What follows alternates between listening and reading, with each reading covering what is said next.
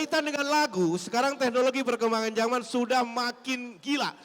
Ada yang namanya lagu yang dibikin dengan AI. Dan salah satu yang concern tentang hal itu, Mas Aril.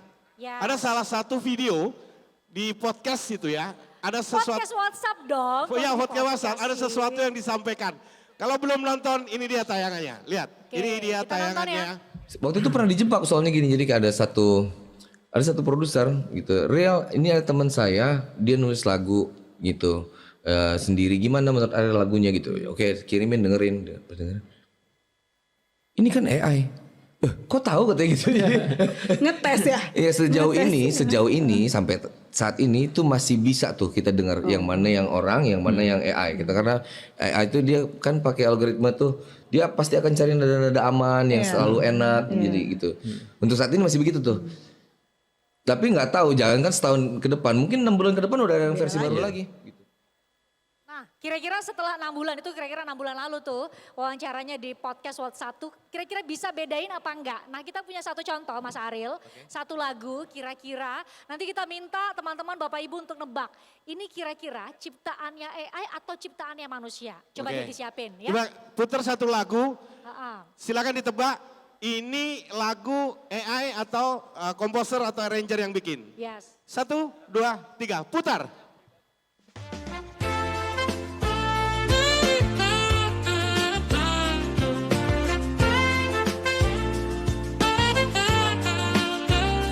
Langit mendung berbisik lirih mengingatkanku pada senyummu. Angin sepoi bawa cerita dari masa indah. Oke, Kita Cukup? berdua. Cukup. Cukup. Mas Aril, sekarang kita minta tebak. Oke. Kira-kira itu lagu ciptaannya manusia arranger atau komposer atau digital AI. oleh artificial intelligence, Mas Aril. Mike. Ya, halo. Oke, Oke.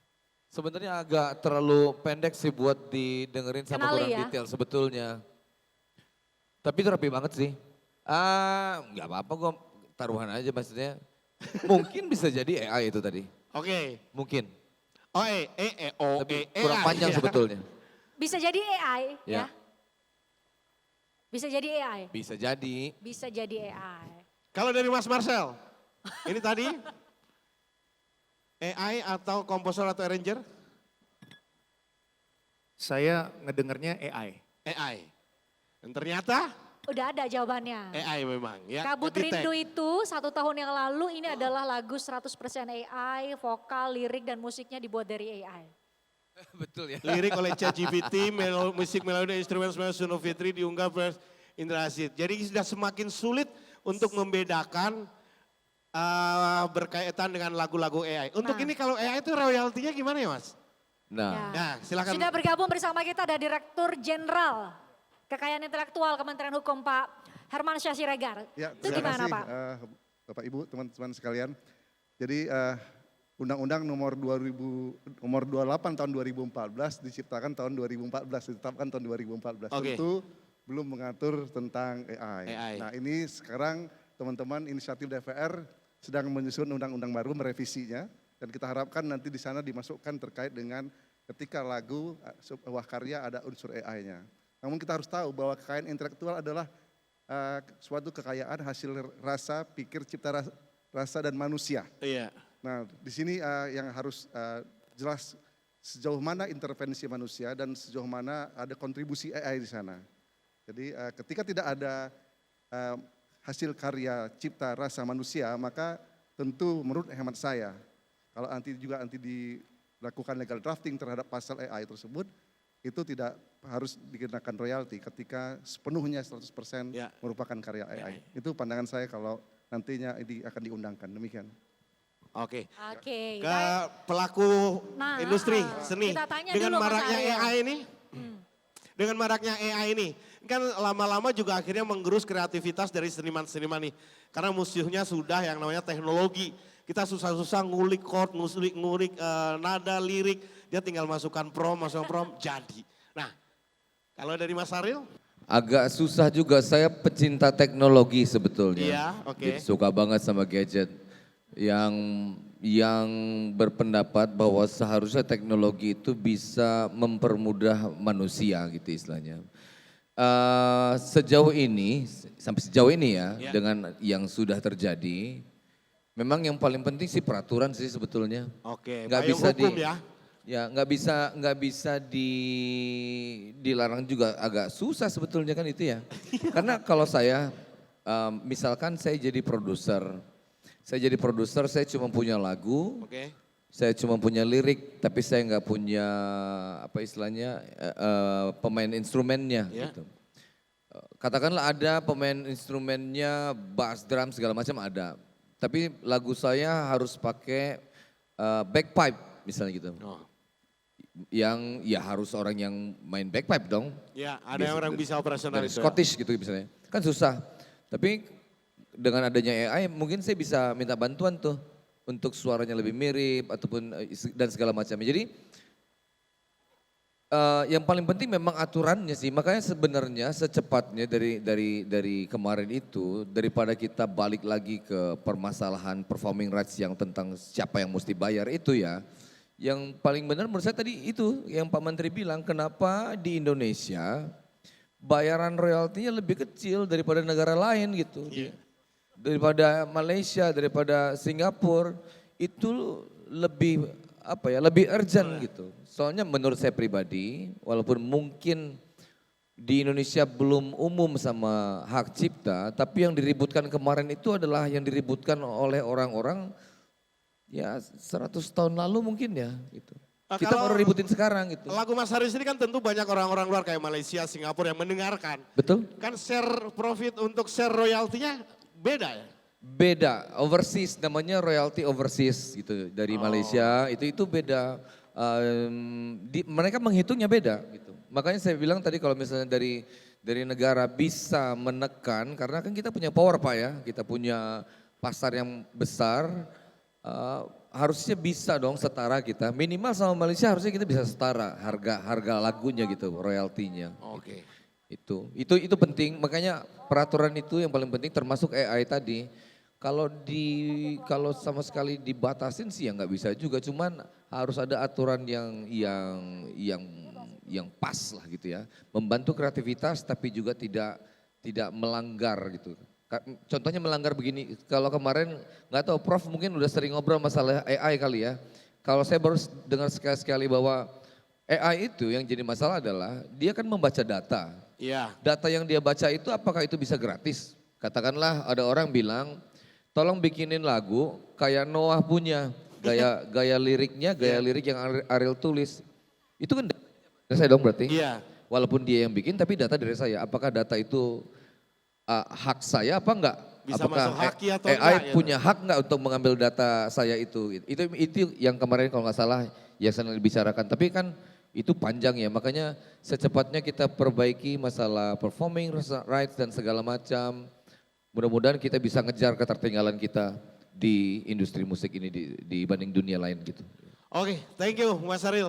Ya. Dan Prof mungkin bisa menambahkan berkaitan dengan semakin berkembangnya dunia digital khususnya AI di industri musik.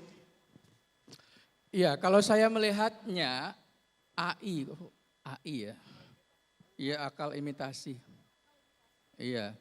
Itu sebetulnya ada 3 elemen dasar. Pertama programmer, itu yang bikin algoritmanya. Yang kedua data set, itu data yang dipakai untuk diolah. Dan ketiga pengguna. Nah, kalau misalnya saya pengguna ya, saya hendak membuat lagu, tapi saya bukan orang yang bisa main musik, bisa apa. Dengan saya tahu bagaimana caranya membuat prompt, membuat perintah kepada algoritma, itu kemudian saya bisa menghasilkan sebuah lagu. Nah pertanyaannya itu lagu ciptaan saya atau bukan? Ciptaan, Ya kan? ciptaan Nah, prompt. tentu saja karena Iya. kalau kita bicara kenyataan, saya sebagai orang yang tidak bisa bikin lagu, boro-boro, nyanyi aja pales gitu kan. Tiba-tiba bisa menghasilkan satu musik yang bagus sekali gitu.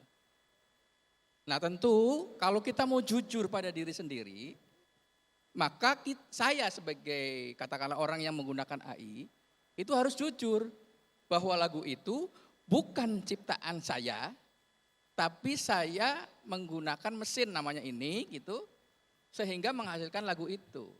Nah soal nanti kemudian orang ribut siapa penciptanya, itu sebetulnya tinggal pemerintah nanti bagaimana merumuskan peristiwa seperti itu sehingga jelas, oh ini lagu ciptaan orang atau lagu ciptaan mesin atau bagaimana gitu ya. Nah sebenarnya kalau orang yang sudah biasa main musik dan sebagainya, itu cukup gampang untuk bisa mendeteksi AI atau bukan. Nah, Yaitu apa? Satu cirinya adalah suaranya nggak pales. Pitch-nya nggak ada kesalahan. berarti Mas Ariel fals dong. Ya, iya Mas Arief. Yang ngomong kamu loh. Nah kan tadi salah satu cirinya adalah nggak pernah fals. Berarti Mas Ariel fals karena dia bukan AI. Terus kemudian range notasinya itu kelewatan. Oktavnya itu sangat jauh gitu. Yang itu tidak mungkin kalau orang normal. Iya. Itu. Lalu kemudian musiknya juga lama-lama kita bisa merasakan musiknya seragam. Nadanya gitu. Iya. Oke. Iya, makanya kalau kita Stain dengerin, gitu. ini AI. Siap. Ya, makanya hati-hati Ariel, suaranya bisa ditiru kalau terlalu banyak di... Suara sih nggak apa-apa, wajahnya nggak pernah ada yang bisa niru Pak. Suaranya nggak apa-apa ya, yang penting duitnya ya. Tapi kalau suara udah ditiru saya. Oh, pernah? Kalau nggak salah banyak, bukan cuma saya. Ini mungkin mesti cepat-cepat diatur. Ada suaranya Duta juga. Kadang-kadang ada yang, oh kalau Ariel nyanyi lagunya ini kayak gimana ya. Ada bikin di Oke. upload di YouTube. Misalnya Duta nyanyiin lagunya siapa kayak gimana ya gitu. Itu udah banyak sih Oh sebetulnya. iya. Benar. Itu tentunya diharapkan tentunya segera dibuatkan regulasi atau payung hukum berkaitan dengan perkembangan zaman yang seperti itu tadi ya. Kalau Mas Marcel, sudah pernah ada belum yang mendaftari lagu AI ke LMKM? Walaupun ditolak ya? Sejauh Ditolak? ini belum ya. Belum ya? Belum gitu. Cuman memang ini menarik, makanya perlu sekali kita segera membuatkan batasan-batasan. Ya. Ya, hanya memang yang menjadi sangat-sangat menantang adalah untuk urusan dengan teknologi ini khususnya artificial intelligence memang ada satu asas yang harus kita pakai namanya technology neutral. Ya. Ya, jadi kita bikin aturan itu nggak boleh kaku nih. Karena begitu kita kaku alat ini kan akan berkembang terus, teknologinya berkembang pesat sekali. Ya. Beberapa bulan yang lalu kita masih bilang itu AI tools, sekarang udah AI agent. Kita nggak tahu lagi nih, tahun depan mungkin udah sentient being dia. Ya kan, AI itu pada dasarnya dia cuma bisa berpikir kritis, makanya ketika dimasukkan tadi seperti Prof bilang ada data set yang dimasukkan, dia hanya bisa memutuskan bahwa oh ini benar, ini enggak, ini benar, ini enggak. Nah, analytical thinkingnya belum nih, berpikir analitisnya belum. Kalau analitis itu kan true and false, nah ini belum, jangan sampai sebetulnya. Jadi kalau buat saya, pakailah AI, karena kita nggak bisa lawan itu, inevitable, nggak bisa dilawan itu. Pasti akan datang dan akan somehow kita pakai. Tapi kita harus ya percaya, apalagi kalau kita sebagai musisi kita percaya bahwa itu cuma alat. Ya, ibarat kosmetik aja. Gak bisa menggantikan manusia ya? Iya, sejauh ini. Berasa kalau misalnya lagu itu dibuat oleh AI berasa banget steril gitu ya. Terus kayak ini kayak pernah dengar suara ini karena mereka mengambil data latih itu. Ya. Nah tinggal kita atur gimana caranya, kalaupun misalnya dia mengambil data latih dari suaranya Ariel misalnya. Gimana caranya Ariel ketika data latih itu mengambil suara dia sebagai algoritma, dia dapat royalti, itu gimana caranya? Nah tuh, Iya kan? Pak Karena Dirjen. misalnya saya sebut merek aja, misalnya Suno AI, Ya. yang untuk bikin musik. Itu pasti dia punya data latih yang diambil dari minimal mungkin 100 lagu terhits seluruh dunia. Yang existing ya? Mungkin lagu-lagunya The Beatles, lagu-lagunya Led Zeppelin, lagu-lagunya segala macam deh. Gitu ya, Babyface mungkin semua gitu. Nah, gimana caranya supaya ketika itu pun dipakai menjadi data latih, yang bersangkutan tetap dapat royalti, itu gimana caranya? Mungkin suaranya dikasih watermark misalnya. Suara Atau dikasih mukanya YouTube Mas ya. Ariel Iya. misalnya Iya, ya iya. di video klipnya Ya, misalnya ya. sekarang dengan teknologi pixelated bisa bisa dilakukan itu Mas. Jadi bisa ada data yang ditempelkan di situ jadi ketahuan oh ini dari katalognya Ariel misalnya, katalognya Noah misalnya. Gitu. Jadi dapat nanti royaltinya. Gimana caranya itu deh. Karena nggak bisa dilawan, harus ikut kita.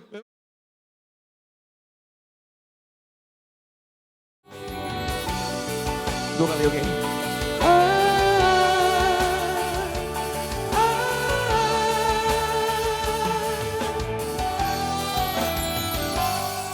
Dan terjadi lagi kisah lama yang terulang kembali. Kau terluka lagi dari cinta rumit yang kau jalani. Aku ingin kau merasa, kamu mengerti, aku mengerti kamu. Aku ingin kau pahami, cintamu bukanlah dia. Dengarlah aku, suara hati ini memanggil namamu, karena separuh aku dirimu.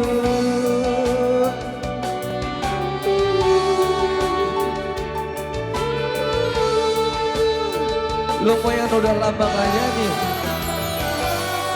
Ku ada di sini, pahamilah kau tak pernah sendiri. Karena ku selalu di dekatmu saat engkau terjatuh. Aku ingin kau merasa, kamu mengerti, aku mengerti kamu. Kalian paling lucu.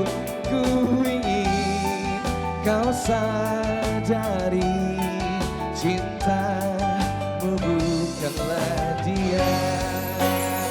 Sama-sama yuk. 1, 2, dengarlah aku,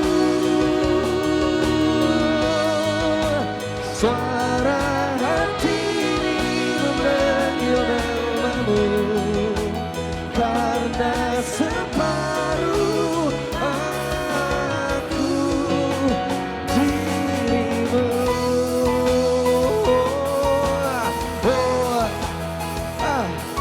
Gantian boleh gak? Tuh, wow. Dengar lebih keras suara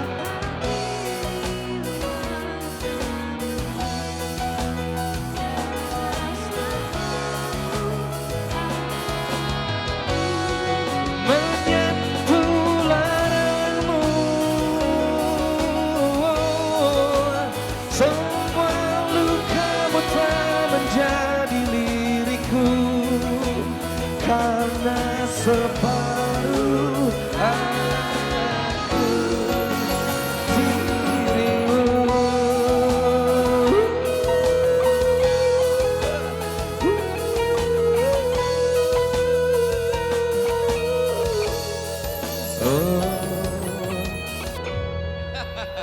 Terima kasih banyak.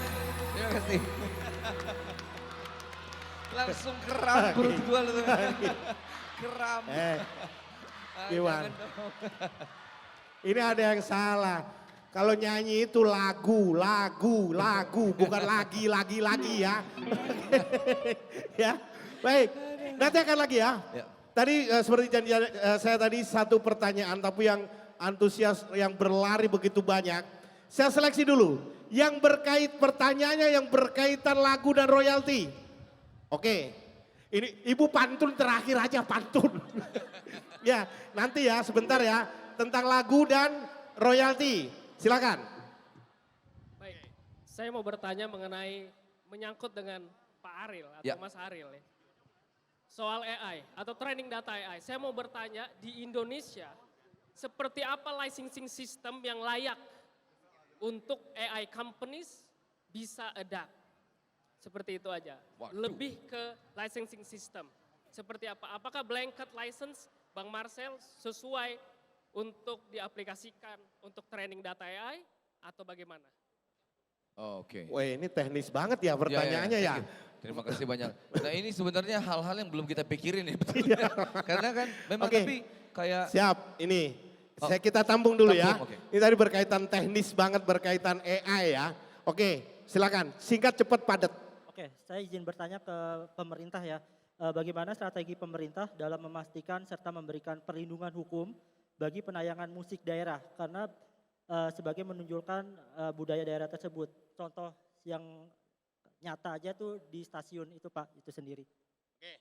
Berkaitan musik daerah aturannya. Oke, satu lagi, ini udah baik hati saya. Oke, perempuan, cepet langsung. Mewakili perempuan. Burung cendrawasih makanya Astor. Cakep. Terima kasih moderator. Saya Bu Prapti dari Umum Pak. Apa solusi yang dapat dilakukan untuk meningkatkan kesadaran dan kepatuhan masyarakat dalam membayar royalti musik? Dan yang kedua, bagaimana teknologi dapat membantu meningkatkan efisiensi dan transparansi sistem royalti? Ya, beli karung ke Malaysia. Terima kasih kepada Balerung Universitas Indonesia.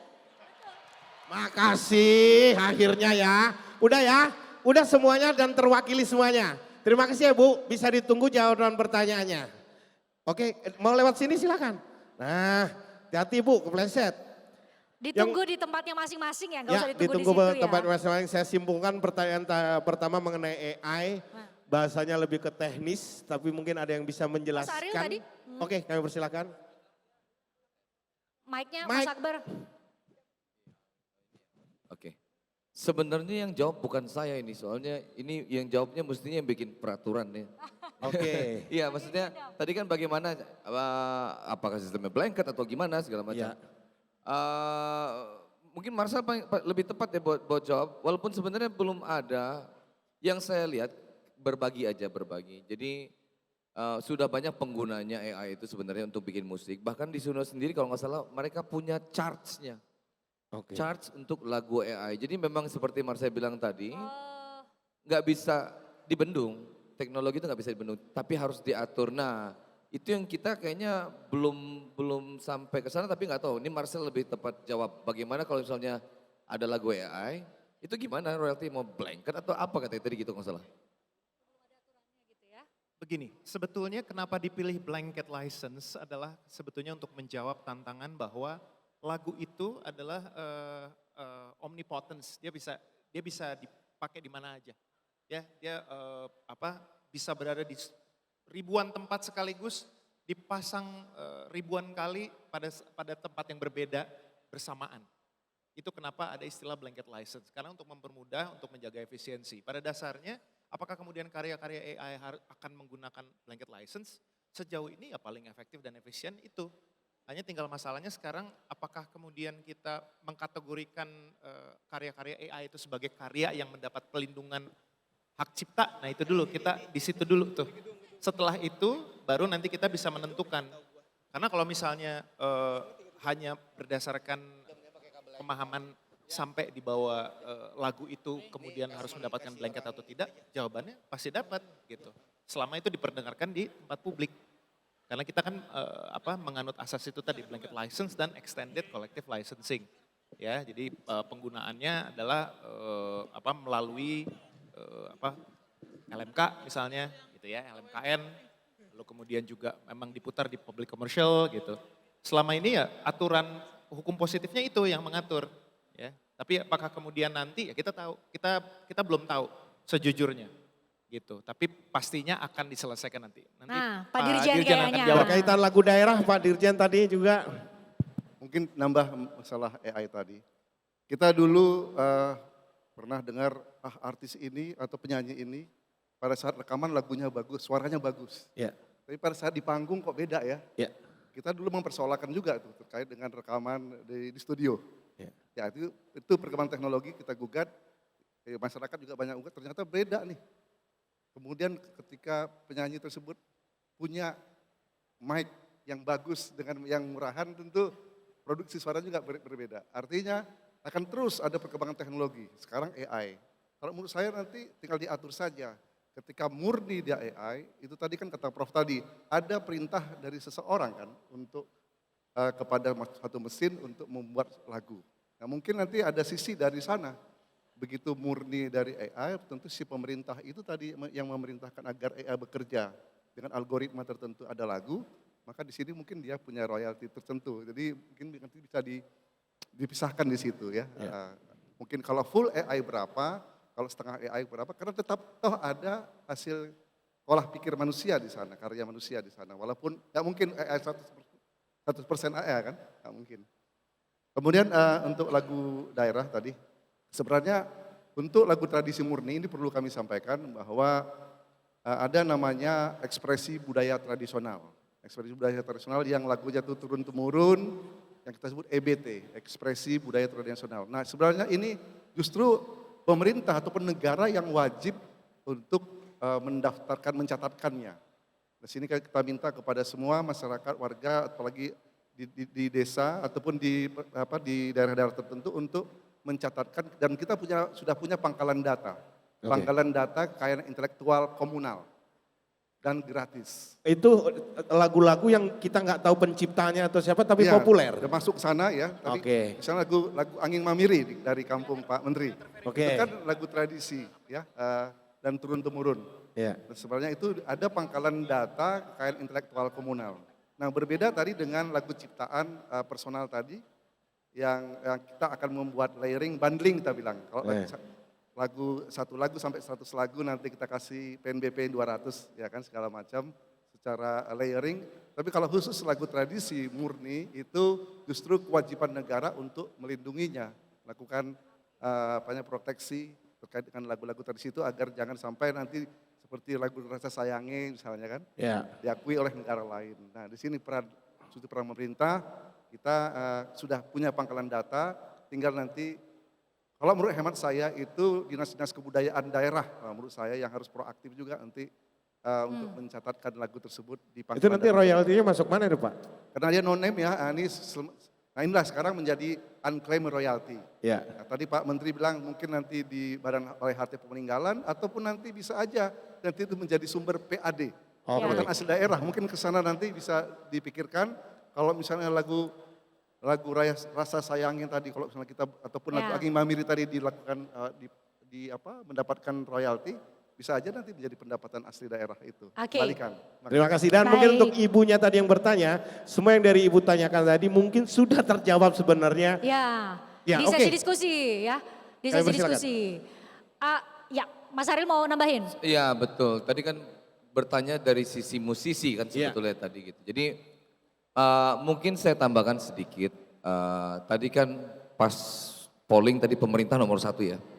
Saya bukan lagi ngebela ini, cuman ini saya kasih penjelasan karena seperti saya bilang tadi biasanya ketidaktahuan itu yang membuat kita tuh saling berantem. Jadi sebetulnya yang mengelola royalti untuk musisi itu swasta, LMK. LMK. Jadi yang kemarin kita rusuhin itu adalah kinerjanya LMK itu kita rasa kurang sehingga banyak pencipta yang protes. Gitu. Yang kita waktu itu permasalahkan adalah kita bilang tolong Bapak pemerintah, tolong ini dibenerin dong LMK ini sama kitanya. Gitu. Jadi itu yang terjadi sebetulnya gitu. Jadi sedang ditertibkan dan satu yang saya udah senang adalah bahwa LMKN-nya langsung direformasi waktu itu. 6 bulan yang lalu atau 3 bulan yang lalu atau 6 bulan yang lalu LMKN berganti orang-orangnya. 8 Agustus kemarin langsung dirubah gitu. Itu satu saya apresiasi banget. Saya mewakili teman-teman. Yang kedua sebenarnya yang kita tunggu lagi adalah penertiban dari LMK itu sendiri. Jadi LMK ini tuh kayak gimana ya?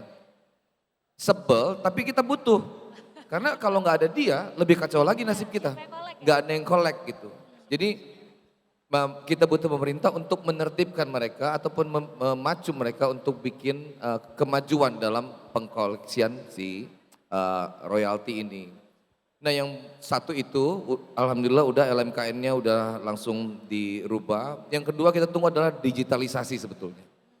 Karena yang paling jadi pertanyaan tuh biasanya gini orang-orang. Saya nggak tahu ya, mungkin karena ini lagu selalu ada sensitivitasnya. Kadang-kadang orang tuh bayar gini, misalnya saya fansnya Padi. Karena saya putar lagu Padi di restoran saya pengen tahu aja ini bener gak nyampe ke Padi nih? Itu banyak banget biasanya yang nanya kayak begitu. Gitu. Bener gak nih nyampe ke Padi atau gimana? Karena mungkin banyak yang belum tahu bahwa setiap LMK itu punya aturannya masing-masing kadang-kadang. Pembagian terhadap anggotanya. Misalnya Padi ada di LMK A. Pembagian terhadap anggota LMK A itu kadang-kadang dia punya aturan sendiri LMK-nya berbeda dengan LMK B. Itu yang kemarin kita minta tolong ditertibkan ke pemerintah, tolong LMK ini dikasih panduan biar adil. Karena ada yang misalnya, ini contohnya yang paling mungkin bikin orang agak terenganga mungkin ya. Salah satunya begini, ada LMK C, anggotanya katakanlah ada 1000. Ada satu yang lagi trending banget tahun ini, lagunya diputar di mana-mana. Royaltinya dapat 1 miliar misalnya gitu. Terus nanti bagaimana pembagiannya? Karena mereka nggak punya data, ya 1 miliar itu dibagi ke 1000 anggotanya, bukan ke yang paling tenar itu. Nah itu yang kita juga kasih masukan kemarin ke pemerintah, Pak tolong ini kayaknya mesti dibenerin deh, nggak adil gitu.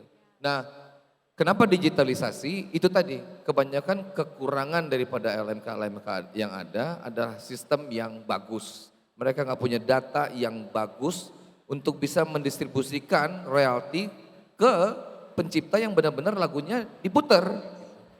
Nah itu yang tadi kalau mau dijawab tadi adalah pertama kita minta tadi keduanya adalah digitalisasi secepatnya. Tapi memang saya tahu, saya sempat ngobrol sering berapa kali sama Pak Marcel juga, memang ini agak tricky ya karena digitalnya kita itu mesti bisa tersinkronisasi dengan digitalnya luar.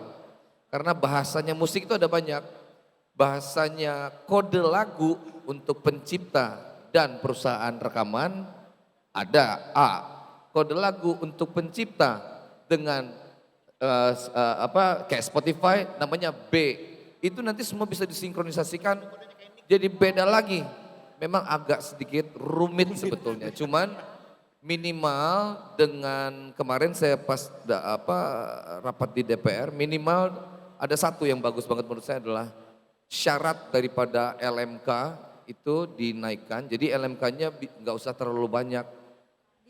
Disederhanakan, yang penting maksimal kerjanya. Karena kalau makin banyak itu kayak tadi, salah satunya pencipta lagu daerah gimana kadang-kadang. Kadang-kadang nggak semua LMK bagus, kadang-kadang ada LMK yang memang dibikin hanya untuk modus. Sorry ya ini kan mumpung di sini ya nggak apa ya, kan kita nggak live. Bebas saja, bebas. Kadang-kadang ada yang begitu dibikin hanya untuk modus. Nah itu yang kita minta tolong juga pemerintah, tolong tertipin Pak yang gini, kasihan pencipta lagu. Kadang-kadang pencipta lagu juga kayak tadi dibilang sama Prof, bahwa kadang-kadang untuk mendaftarkan lagu sendiri juga biayanya mahal sekali dan segala macam. Nah itu mungkin pendaftaran untuk lagu, bikin pusat data lagunya, mudah-mudahan bisa secepatnya. Yang penting digital sih. Jadi pencipta lagu itu bisa betul-betul mendapatkan haknya sesuai dengan karyanya diputar berapa kali. Enggak berdasarkan tebak-tebakan ataupun sosialis gitu yang ya udah kita bagi rata aja semuanya. Nah, bagi rata gitu ya. Ya itu bahaya juga. Itu sih yang pertama digitalisasi terutama. Oke. Dan ini sebenarnya juga menjadi peluang bagi teman-teman semua ya, khususnya mahasiswa teknik informatika. Siapa tahu menjadi ide membuatkan sebuah sistem software yang bisa mengakomodir semua kerumitan permasalahan ini. Ini adalah peluang yang bisnis yang sangat luar biasa. Ide kreatif ciptakan software aplikasi memecahkan kerumitan ini tadi. Ya. Ya. Gak hanya ide kreatif sih, tapi bisa Ya. mewujudkan keadilan yang tadi kita bicarakan. Betul. Adil buat kita, akhirnya kita para penikmat musik bisa dapat kualitas terbaik dari hasil karya para musisi ya, Ya. para pelaku seni, dan para pelaku seni juga bisa tetap sejahtera dengan hasil karya yang mereka lakukan. Dan hari ini lewat diskusi ini akhirnya kita tahu bahwa pembenahan demi pembenahan sudah dilakukan. Ya. Tinggal harapannya satu ya Pak Dirjen ya, ada digitalisasi, dan kalau memang semua baru mau berkontribusi untuk bisa mewujudkan digitalisasi yang tadi ternyata rumit banget ya, beda-beda kode-kode dan lain-lain yang mungkin kita tidak mengerti, suatu hari bisa terwujud dan kita harapkan dalam waktu dekat bisa terwujud sehingga semuanya kita bisa dengar dan mendengar dan menikmati hasil karya Mas Ariel, Bang Marcel, dan juga semua musisi yang kita cintai dengan fair, dengan memberikan penghargaan juga kepada mereka. Thank you ya Bang Marcel, thank you Mas Terima Ariel, kasih. thank you Pak Dirjen ya sudah hadir dan membuka wawasan kita semua untuk bisa terus mendukung dunia musik tanah air dengan apapun kontribusinya. Termasuk para tadi siapa yang bikin coding itu ya, yang ngerti coding tolong bantu ya untuk digitalisasi segera bisa terwujud. Yes, ya sebelah tadi. Yes, Pak Uzia tadi. Ya nggak sih? Selain Benar, tadi ya. assessment bisa kali bantu buat bikin. Yes, aplikasi yang bisa Yes. mengupdate semuanya. Oke. Dan kami persilakan untuk narasumber untuk bisa maju ke depan karena kita akan sesi untuk pemberian plakat. Yes. Ya, oke. Kita mengundang Pak Menteri Hukum ya untuk memberikan plakat kepada Narasumber. Bang Marcel dan Mas Ariel. Karena kan Pak Dirjen kan satu institusi, jadi nggak perlu dikasih ya sama Pak Menteri. Oke, silakan teman-teman. Teman-teman untuk plakat ya, kami persilakan untuk dipersiapkan. Dan jangan lupa untuk teman-teman semua untuk terus mengikuti update-update perkembangan dari Kementerian Hukum. Follow atau subscribe ya YouTube Kemenkum RI. Silakan buka YouTube-nya, cari Kemenkum RI. Silakan subscribe di sana. Banyak tayangan menarik, banyak informasi penting yang bisa Anda dapatkan di YouTube Kemenkum RI atau follow Instagram juga Kemenkum RI ya. Oke, sudah berfoto bersama? Oke. Oke, berikan tepuk tangan luar biasa sekali lagi. Terima kasih buat Kita seluruh foto bersama dulu narasumber Pak Menteri, kita foto bersama. untuk bisa berfoto bersama. Bapak kami persilakan Wakil Rektor Universitas Indonesia, kami persilakan. Pak Dirjen Ahu, Siap Bapak, terima kasih. Kepala BSK. Kami persilakan untuk bisa maju.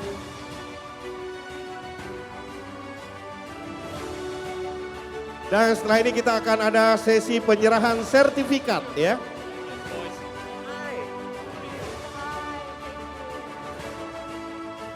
Kami persilahkan Bapak. Setelah ini akan ada sesi penyerahan sertifikat ya.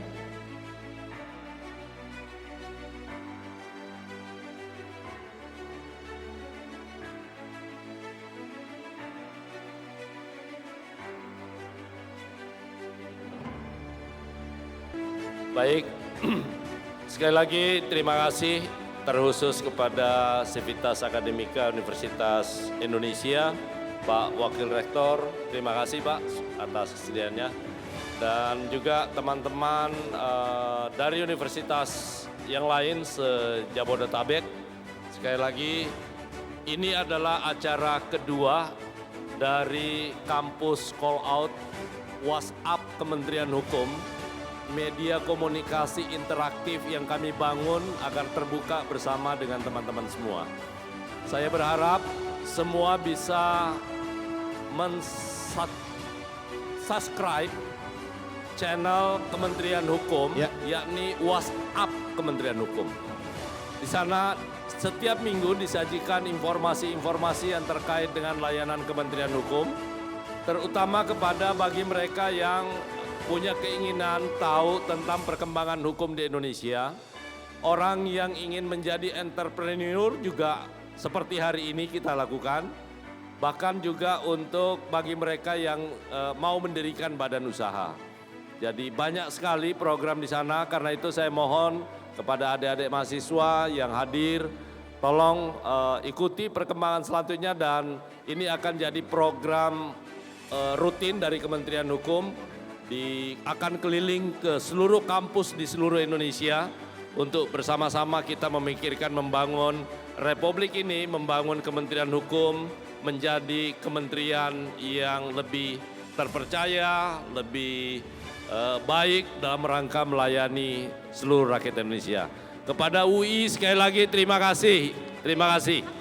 Salam hormat. Assalamualaikum warahmatullahi wabarakatuh. Waalaikumsalam warahmatullahi wabarakatuh. Juga terima kasih pada seluruh universitas yang sudah hadir juga selain UI, Universitas Pancasila, Gunadarma, kemudian Trisakti, Esa Unggul, terima kasih. Dan juga terima kasih pada seluruh universitas, UKRISDA yang hadir di sini sekali lagi. Terima kasih dan terima kasih. Marcel, thank you ya. Terima kasih. Mas Ariel, thank you ya. Terima kasih Mas Ariel. Baik Bapak Ibu, dari seluruh diskusi hari ini kita belajar satu hal penting. Keadilan dalam royalti musik bukan soal menang atau kalah, tapi soal menemukan keseimbangan. Keseimbangan antara hak pencipta, kepentingan publik, dan perkembangan teknologi. Musik bukan sekadar hiburan tapi juga karya, profesi, dan identitas. Dan hukum hadir bukan untuk membungkam kreativitas, melainkan menjaganya agar tetap hidup dan berkeadilan. Saya Christian Grich.